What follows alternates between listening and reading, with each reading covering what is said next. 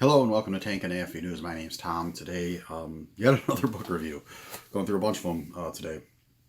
We are looking at SU-76 Assault Gun by Steven Zaloga. So this is one I know he had sort of been working on for quite a while. If you go to my website, there's a couple interviews I did with him that are transcribed in a print version. And I remember, sort of as we're talking a little, start as a phone interview.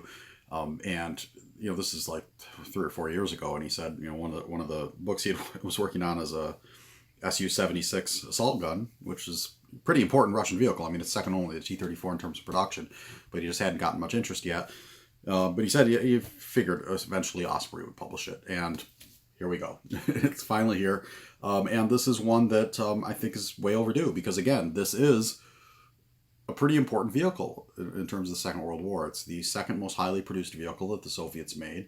If it's their second most highly produced vehicle, it was made in large numbers because they produced more armored vehicles than really any other country. So yeah, definitely an important vehicle, if not, although not an impressive vehicle. I think by any standard, it's lightly armored. Part of the reason they made so many of these was because this was a vehicle that industrial facilities and factories that weren't capable of building something heavier like a T-34 could make these, because it's based on a light tank chassis. These were used, they look sort of like the German Marder line of anti-tank guns or Panzerjägers, but their usage was really intended more like the German Stugs. These were intended for providing fire support to infantry units. That sort of the open top, thin-skinned design, it wasn't necessarily ideal for that, but, it's what they had. So, and, it proved relatively effective. As far as the book itself, it's a Zaloga book. I hate to sound like a fanboy, but pretty much everything he does, it's going to be well written. It's going to be researched and concise, and very readable. So, at this point, his track record, it's pretty hard to argue with. He's probably written more of these new Vanguard titles, at least the ones on tanks, than anyone else, easily. So, if you are interested in the SU-76, can't go wrong with it.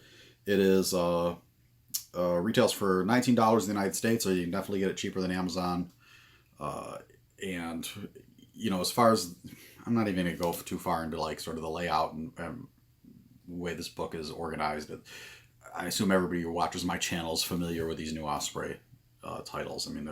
This is what is it? The series number 270. So if you haven't run across one of these, like I said, go down to your local hobby shop or your local bookstore. I guarantee they have, if not this particular one, other ones in the series if you want to take a look at it. So again, like most of these, it's 48 pages, so it's not a huge book. But as far as, I can't think of anything else that's been written in English on the SU-76 that's going to have as much detail as this has. So if you have any interest at all in this vehicle, go out and buy this book. You'll enjoy it. Thank you.